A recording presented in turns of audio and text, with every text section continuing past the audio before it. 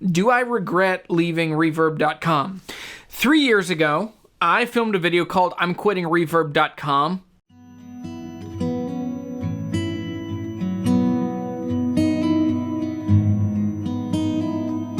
I think I started out as a break, but I'm still definitely not using Reverb. And so I want to give kind of some of the history and context. Now, if you haven't seen that video, I'll put a card up here. Now, be warned, it's not my favorite, like, it's the first video I had that really blew up on YouTube, but it does bum me out because it's me being angry, like just publicly angry, and frustrated and disappointed and hurt and a little bit whiny. Now, here's the general context. So in the spring of 2018, I had 5 guitars get returned on Reverb right in a row. Now, that's not the end of the world, but what happened was I bought buyer protection every time, and every time Reverb decided that I was wrong and I had to eat the shipping fees to get the guitars back, and I had to return people's money, and it was just a pain. So the first guitar was a Martin D1235 from 1970. This was a really cool guitar.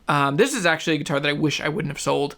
Very cool, 12 string, 12 frets, round shoulder, beautiful East Indian rosewood back and sides, really great golden spruce top, golden color, not anyway, and what's also really cool, on the back of it, it had a guy's like initials, NC, and it was either a phone number, but it was formatted to look more like a social security number.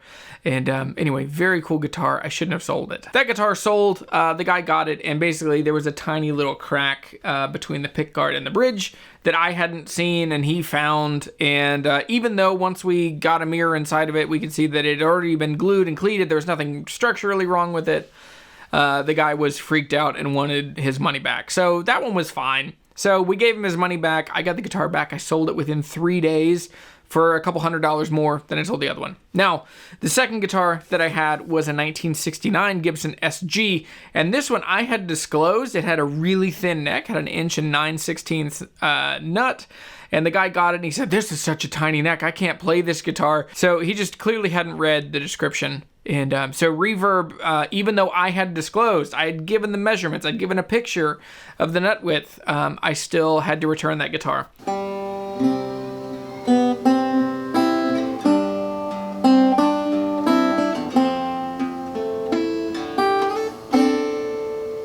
The third guitar was a 1926 Gibson L1. This was a really cool guitar, and this guitar was actually the shadiest of all the deals that went down. So the guy got the guitar. It's a 1926. This was 2018, so it's a very old guitar. It got to him, and he claimed that it was incredibly damaged and that he needed $1,000 in order for him to keep this guitar. He would be happy with $1,000 off. And I think I only sold it for like $2,100, so not a ton of money, and like 50% off. I said, no way, send the guitar back. So with that one, we ended up just, I think Reverb stepped in and just said, give the guitar back. So I got the guitar back. I sold that one immediately right away to somebody else. Not a big deal, not an issue. And so all of those, the L1, the SG, the Martin, all those deals kind of paled in comparison to the biggest blow up that eventually led to me quitting Reverb in May to July of 2018. So in May of 2018, I sold a 1967 Gibson ES-175. This was a really cool guitar that had a couple substantial issues, but didn't kill it. It was still cool, still completely playable. It had a saggy top. It had a neck that had been reset, but it was overset, so the neck was too far back, which meant the saddle was really high.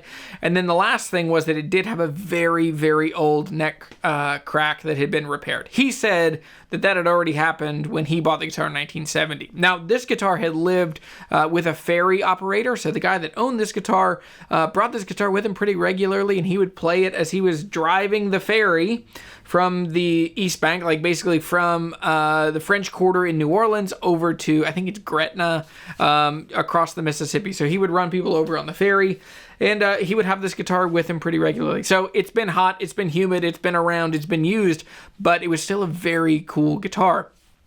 I had this guitar, I listed it, I took a bunch of pictures, and I was selling it I didn't really need it. It's a really cool guitar. I wanted someone to find it. And now at that point, similar guitars, you know, mid 60s, late 60s ES175s, people were asking $3,000, $3,500. Some people were asking $5,000. They weren't getting it.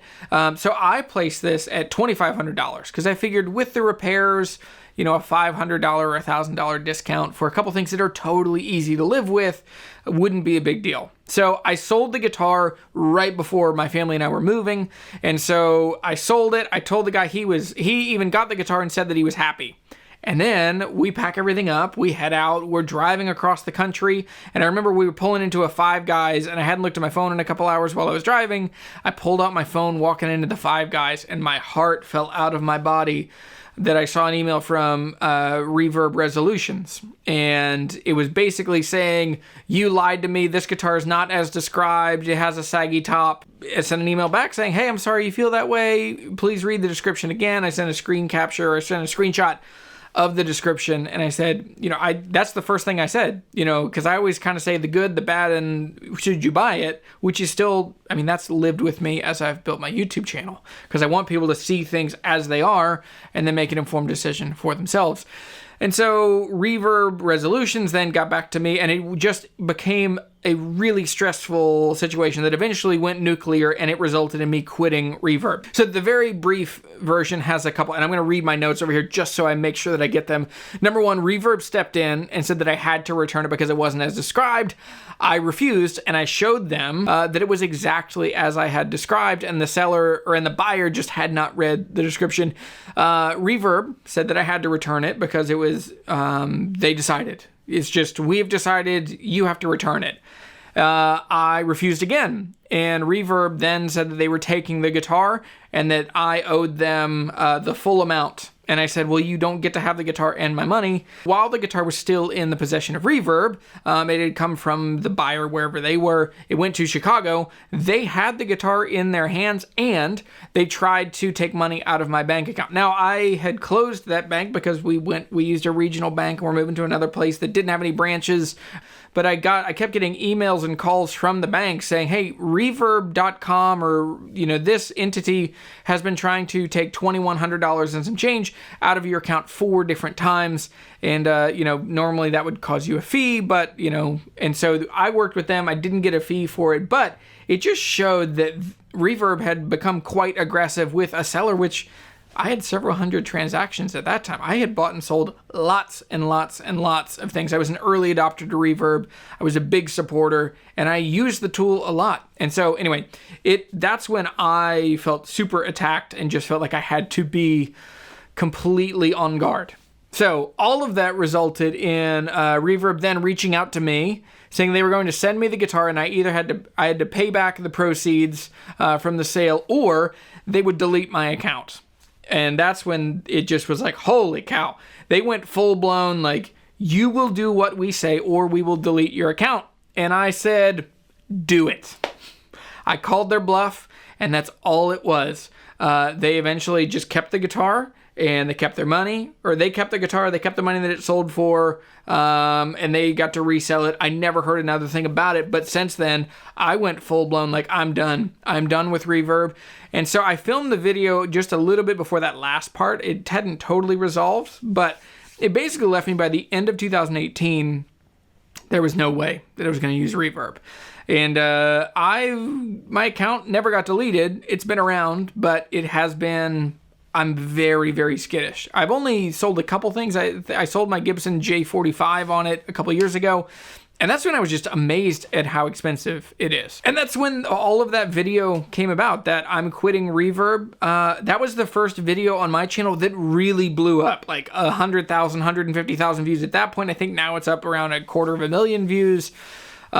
Which it still bums me out that that's the biggest video on my channel. I have other videos that are now coming really close to that and that I'm much more proud about, because that video, man, I was just like pissed, annoyed, hurt, felt betrayed, all by this company that I have been really excited about and really interested in. I'd been an early supporter, and they just dropped the ball so hard. And in the end of that video, basically my reasons for leaving Reverb were twofold. One, They did not have my back, even though I was paying for support and I was the one going and finding guitars. Reverb doesn't sell guitars. They're just the marketplace. More on that later. But all of that, I just felt completely unsupported. And so I was like, I'm not going to risk it. So that was my main one. And the second one was just the quality of buyers that had come onto Reverb was so low, and it was people that, and I get it, lots of people have not owned vintage guitars, but the stuff that I care most about and the kinds of guitars that I tend to find are just real guitars that lived life with real people.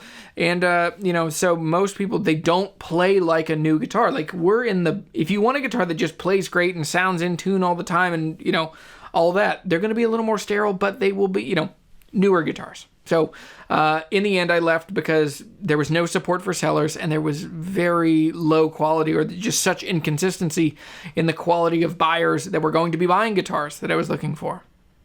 How have I been selling guitars since I left Reverb? In person, online, and I literally have had to build my own platform. It worked in conjunction while I'm starting this YouTube channel and growing this YouTube channel, but along the way, I have had to really work hard to cultivate my own website that gets, good traffic to it, to the store, and then also build up YouTube presence and also build up an Instagram presence. And so now I'm at a place where I can sell guitars fairly easily, but I get nowhere near the traffic that just Reverb, by virtue of what it is, would get. So all of that begs the question, do I regret leaving Reverb.com? Yes and no. Yes, in a lot of ways, in really good ways. I miss, Reverb has the ability to get millions of guitar players into the same room. It helps you find the cool piece of gear that you've always wanted. It helps you find the right guitars faster. It's a really good tool for a lot of reasons. I really do regret disconnecting from that community. There are a lot of ways in which I feel like I've missed out or I'm just not in the same, especially now because it's just been so public that I have quit Reverb. Sometimes it feels like I really am kind of putting myself through a self-imposed torture or exile when I hear of other people that are selling a lot of stuff on Reverb. At the same time, I really don't regret quitting Reverb because of the fundamental reason that it is even more lifeless behind the scenes. Like, you will not get on the phone with anybody. You will not get active customer service now that they're owned by Etsy. And also, Reverb has become quite expensive. So Reverb, one of the biggest appeals is that you can sell stuff 10% above, 20% above the rest of the market, Facebook Marketplace, Craigslist locally. A lot of people have tried to become guitar flippers or have tried to start a side hustle buying and selling guitars using Reverb as the main driving engine. But what they find is that it's really, really expensive. Now, it's not just the increase, it's now 5% to sell guitars through Reverb. It's 2.5% for credit card processing. So all of a sudden you're at 7.5% that you're giving away. And then you get to certain things that they are now compelling you to do. They are making it more and more difficult to buy your own shipping. They want you to buy shipping through them, which it seems like a deal because it seems like, I can ship a guitar with them for $45. That seems like a deal, but they're also going to, if it's guitars above $1,500, they are going to require, this is what happened with my Gibson J45 last year, is that because it was $1,500 and I was buying shipping through them, they required me to buy Reverb buyer protection. And it is buyer protection. It does not protect the seller, as I have painfully found out and explained to you. The reality is that if there's an issue, they're going to side with the buyer. It protects the buyer, but you are paying for it in the end. So 5% plus 2.5% plus, they used to say that this protection was 1%. It's not 1%. You cannot find a number on the website that'll tell you how much it actually costs.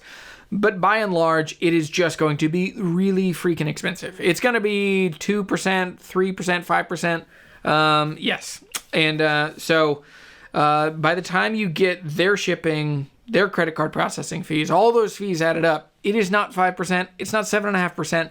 It is much closer to 10 or 12%, up to 15%. it is very expensive. So any of the value that gets added by the wider spread and getting people to buy your guitar quickly evaporates when you see how much money they're taking out. I know for me, when I sold that J45, I sold it for $2,000 plus $100 for shipping or something. And it still worked out that I only brought home like $1,800 or $1,750. They got a lot of money out of me. I wish that I could use Reverb, especially when I have so many guitars for sale now. And I love building community around guitars and gear and connecting people with the right stuff. But for me, Reverb is too expensive and it's too risky. I can't risk a partner in my business like not being good for me and having so much power to negatively affect my income, but also just my relationship with buyers and sellers. I would rather handle all of that myself.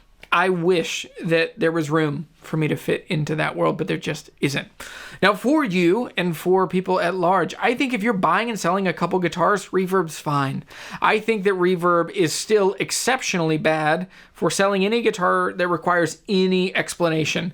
So if it's anything old, any mod, any neck crack, any repair, it's just not the right place. And it's all just kind of a dark underbelly, or it's the dark side of good work for them. Like, they've been able to get people that are excited about guitars into the guitar market just on their own.